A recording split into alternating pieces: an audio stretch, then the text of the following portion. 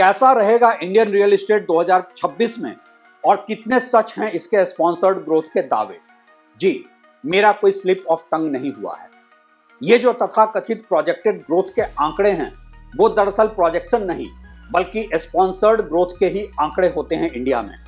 यूं कहने को तो 2025 इंडियन रियल एस्टेट के रिकॉर्ड ग्रोथ का साल रहा है, जबकि लगभग सारे ही लिस्टेड रियल एस्टेट कंपनीज का फिस्कल परफॉर्मेंस एक रिकॉर्ड हाई पर है। और यह सफलता बहुत से लिस्टेड रियल एस्टेट कंपनीज के स्टॉक परफॉर्मेंस में भी झलक ही रही है और वो कर रहे हैं एक से बढ़कर एक अल्ट्रा लग्जरी हाउसिंग लॉन्च। क्या इंडिया में सच में ही रियल एस्टेट का एक ऐसा बुल रन चल रहा है जो अगले साल भी जारी रहेगा और लोग खरीदते रहेंगे करोड़ों के घर? कितना यकीन करे कोई प्रॉपर्टी मार्केट में ग्रोथ के इन आंकड़ों पर, जबकि सारे ही डेटा निकल कर आ रहे हैं एक कंट्रोल्ड एनवायरनमेंट से। एक ऐसा कंट्रोल्ड एनवायरनमेंट जहां है एक collective conspiracy of silence her uncomfortable reality पर। प्रॉपर्टी ब्रोकर्स ही हैं, प्रॉपर्टी कंसल्टेंट्स भी, और वही है रिसर्च एजेंसी भी जो निकालते हैं ये रिपोर्ट। अक्सर ही अलग अलग रिपोर्ट्स के आंकड़ों में होता है विरोधाभास भी। 2025 का साल अगर भारतीय रियल एस्टेट के लिए इतना ही अच्छा था तो फिर टोटल सेल वॉल्यूम क्यों नहीं बढ़ा और सिर्फ सेल वैल्यू ही क्यों बढ़ा? क्यों कम हो रहे टोटल प्रॉपर्टी लॉन्चेस और क्यों घट गई घरों की बिक्री देश के टॉप टियर शहरों में? क्या है रियल एस्टेट बिजनेस की वास्तविक हकीकत देश में और क्या कुछ छिपाया जा रहा है इन आंकड़ों की लफाजी से?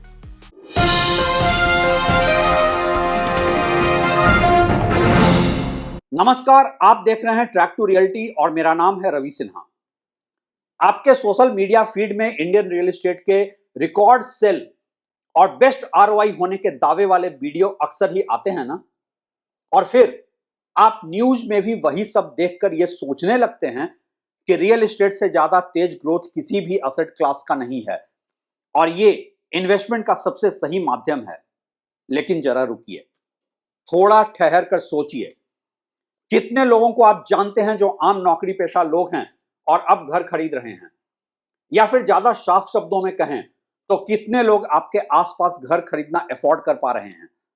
क्या वास्तव में ही देश में प्रॉपर्टी इतना ज्यादा अप्रिशिएट कर गया है कि अब तो आप घर खरीद ही नहीं सकते हैं?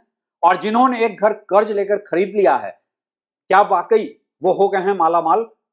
नहीं, ये तो है बस एक नए ही लेवल का इन्फ्लुएंस पेडलिंग रियल एस्टेट के वेस्टेड इंटरेस्ट का, जो अच्छी तरह से जानते हैं कि इंडिया का रियल एस्टेट बिजनेस आज एक सीरियस क्राइसिस में है।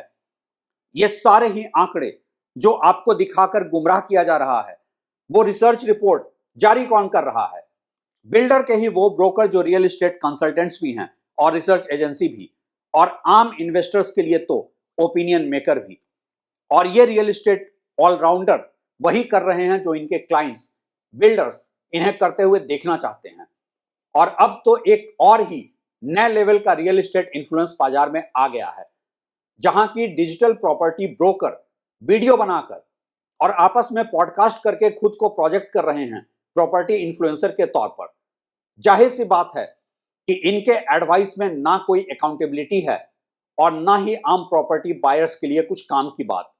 जो है वो है बस एक माइंडसेट कि किसी तरह बिल्डर्स की इन्वेंट्री बिकती रहे और बिजनेस में सेंटिमेंट पॉजिटिव बना रहे। आखिर सब गंदा है पर यह रियल एस्टेट का धंधा है। 2025 में कैसा रहा इंडियन रियल एस्टेट, ये बताने के लिए आपको यह सब क्लैरिटी देनी जरूरी थी। जो लोग रियल एस्टेट की ऐसी इनसाइड रियलिटी को नहीं जानते हैं वो अक्सर ही हो जाते हैं गुमराह यहां वहां से ऐसे रिकॉर्ड तोड़ ग्रोथ की कहानी सुनकर। रियल एस्टेट में बाकी वेस्टेड इंटरेस्ट की तो क्या ही कहें, पत्रकार भी बस करते रहते हैं इन बिल्डर्स के पेड प्रमोशन, और इस प्रॉक्सी पीआर के शिकार होते हैं आम लोग जो इन पर भरोसा कर लेते हैं। इंडियन रियल एस्टेट की दुनिया में मेरे जैसा सच बोलने वाला, यहां की काली दुनिया को एक्सपोज करने वाला कहलाता है एक निगेटिव इंसान। और जहां इनके प्रॉक्सी पीआर करने वालों को मिलता है पैसा, वहीं मेरे जैसों का रिवार्ड है झूठे और बेबुनियाद मुकदमे। खैर, रियल एस्टेट की दुनिया में अगर सच बोलना गुनाह है तो मैं हूं तैयार सबसे बड़ा गुनहगार बनने को। असल में सवाल यह नहीं है कि रियल एस्टेट इस साल कैसा रहा। असल में सवाल यह होना चाहिए कि किसके लिए कैसा रहा 2025 का साल प्रॉपर्टी की दुनिया में। ऐसा इसलिए भी कि आम प्रॉपर्टी खरीदारों को तो छोड़ ही दें, अलग अलग बिल्डर्स के लिए भी 2025 का साल अलग अलग परिणाम लेकर आया।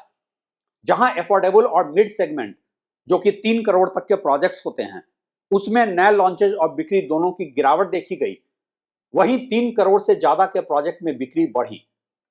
इंडिया का रियल एस्टेट दरअसल आज ऐसे विरोधाभास को दिखा रहा है जहां कि अगर टोटल सेल वॉल्यूम में 19% की गिरावट होती है तो वहीं टोटल सेल वैल्यू में 6% की बढ़त देखी जाती है।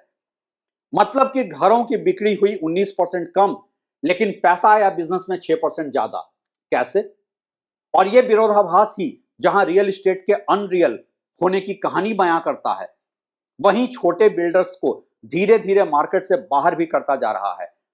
आज इंडिया का real estate game of deep pockets बन गया है और सिर्फ फाइनेंशियली साउंड बिल्डर्स ही अपना फुटप्रिंट और प्रॉफिट बढ़ाते जा रहे हैं, और दूसरी तरफ छोटे और मिड साइज बिल्डर लगातार बिजनेस से हो रहे हैं बाहर, क्योंकि जिस प्राइस रेंज के प्रोजेक्ट वो बना सकते हैं वो बिक रहे हैं नहीं, और जो अल्ट्रा लग्जरी बिक रहे हैं वो सिर्फ चंद बिल्डर ही बना सकते हैं और होल्ड कर सकते हैं। उन्हीं के पास आ रहे हैं अल्ट्रा रिच और ब्लैक मनी पार्क करने वाले बायर्स। तो 2025 तो बम्पर ईयर रहा इन बिल्डर्स के लिए और बहुत बुरा साल रहा दूसरे बिल्डर्स के लिए। इसी तरह छोटे ब्रोकर्स भी अब बस बड़े ब्रोकर्स के सब ब्रोकर या एजेंट बनकर ही सरवाइव कर पा रहे हैं बिजनेस में।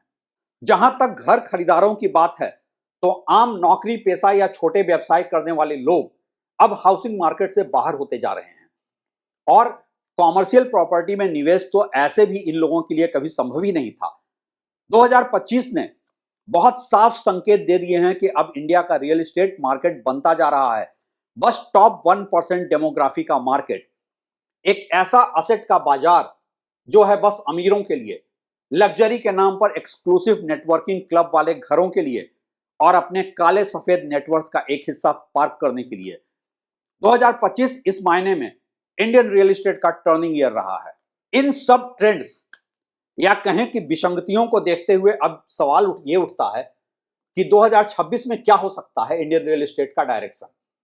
वैसे तो प्राइमा फेसी ये सवाल काफी हद तक बेमानी ही है, क्योंकि जब प्रॉपर्टी भी सिमट रहा है टॉप के डेमोग्राफी के पास, तो आम आदमी के लिए इंडिया के टॉप टियर शहरों में अब कोई ज्यादा ऑप्शन है ही नहीं।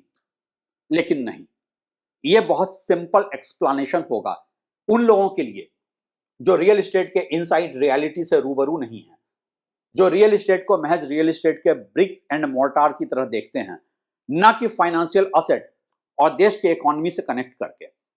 2025 में जहां अल्ट्रा लग्जरी प्रॉपर्टी का ट्रेंड रहा, तो वहीं इस सच्चाई से भी इनकार नहीं किया जा सकता है कि इस सेगमेंट में भी एक स्पेकुलेटिव बाइंग हुई है, और प्रॉपर्टी एब्जॉर्प्शन सिर्फ उन लोगों तक सीमित नहीं रहा है जिन्हें अपना वेल्थ रियल एस्टेट में पार्क करना है, जो हाई नेटवर्किंग वाले लग्जरी अपार्टमेंट में रहना चाहते हैं। एक बहुत बड़ा इन्वेंट्री आज उन लोगों के पास पड़ा है जिन्होंने एक परसीव्ड डिमांड को समझकर और लग्जरी लॉन्चेज में बम्पर एप्रिसिएशन को सोचकर यहां इन्वेंट्री उठा लिया था। और साथ में है एक प्रोफाइल फाइनेंस की कहानी वो अलग।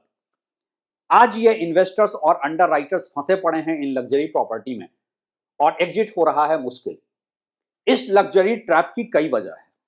एप्रिसिएशन हो रहा है नहीं, एग्जिट के लिए नए बायर्स मिल रहे हैं नहीं, और बिल्डर ट्रांसफर होने दे नहीं रहा है क्योंकि उसका खुद का इन्वेंट्री भी अनसोल्ड है। चाहे मार्केट में दावे कोई कुछ भी करे, सच्चाई यही है। और इसलिए 2026 में आपको रियल एस्टेट के अल्ट्रा लग्जरी सेगमेंट से भी कुछ ऐसी रियल कहानियां सुनने को मिल सकती हैं जहां से आज तक तो आप एक हाइप और फैंटेसी वाली कहानियां ही सुनते आ रहे हैं। यहां यह डिस्क्लेमर देना जरूरी है कि लग्जरी हाउसिंग का यह बबल 2026 में ही वर्ष होगा या कहीं आगे जाकर 2027 में, इस पर अभी कुछ नहीं कहा जा सकता है।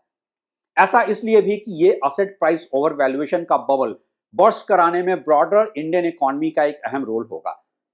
अगर एक वैश्विक मंदी या क्रैश होता है तो फिर 2026 का साल इंडियन रियल एस्टेट के लिए सबसे कड़वा सबक सीखने वाला साल भी हो सकता है। यह डिस्क्लेमर मैंने इसलिए दे दिया है कि कुछ क्रिटिक्स, रियल एस्टेट के वेस्टेड इंटरेस्ट, कमेंट करने लगेंगे कि अगर 2026 में बबल बर्स्ट होता है तो मैं क्रेडिट ले लूंगा, और अगर नहीं होता है तो मैं वीडियो डिलीट करके भाग जाऊंगा। इन सब क्रिटिक्स से बस इतना कहना चाहूंगा, मैं कहीं भी नहीं जा रहा हूं। चाहे बबल बर्स्ट हो, मार्केट एब्जॉर्ब कर ले या फिर और बबल बनता रहे, मैं सिर्फ इकोनॉमिक प्रोबेबिलिटी थ्योरी और मार्केट की ग्राउंड रियलिटी के आधार पर अपना आकलन करता हूं, और गलत साबित होने पर भी एक ह्यूमिलिटी के साथ इसे एक्सेप्ट कर लेता हूं। मैं यूट्यूब के उन पेड इन्फ्लुएंसर की तरह नहीं हूं जो कुछ बेच रहे होते हैं, गुमराह करते हैं और फिर एक्सपोज होने पर डिलीट करके भाग जाते हैं। वीडियो के अंत में एक पॉजिटिव नोट यह है आपके लिए, जिस पर आपकी निगाह रहनी चाहिए, कि क्या 2026 में जो बिल्डर्स अब ओवरहीटेड टॉप टियर शहरों के अल्ट्रा लग्जरी प्रॉपर्टी मार्केट में अपना बिजनेस सस्टेन नहीं कर पा रहे हैं, वो टियर 2 शहर क्या रुख करेंगे? मेरे ख्याल से टियर 2 शहरों में अभी भी बहुत पोटेंशियल है इन बिल्डर्स के लिए और आम घर खरीदारों के लिए भी। अगर ऐसा होता है तो 2026 एक लैंडमार्क साल बनेगा इंडियन रियल एस्टेट के लिए, बशर्ते कि बिल्डर्स इन छोटे शहरों में आकर एक बार फिर से अपनी छोटी सोच को न दोहराने लगें। वैसे बहुत कुछ निर्भर करेगा वहां के डेवलपमेंट एजेंसीज के भी ऊपर। जो भी हो, 2026 का साल कई विरोधाभासों के बीच कई संभावनाओं का भी साल है इंडियन रियल एस्टेट के लिए।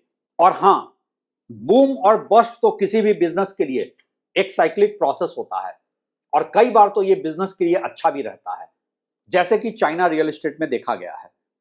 इंडियन रियल एस्टेट मार्केट में 2025 में जो बबल बना है, वो अगर 2026 में बर्स्ट होता है तो कई मायनों में न सिर्फ प्रॉपर्टी मार्केट के लिए बल्कि ब्रॉडर इंडियन इकोनॉमी के लिए भी अच्छा ही रहेगा।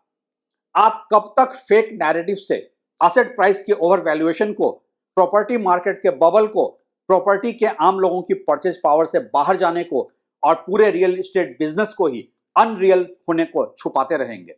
2026 में रियल एस्टेट का इकोसिस्टम सच का सामना करे ना करे, लेकिन हम आपको ऐसे सच से रूबरू कराते रहेंगे।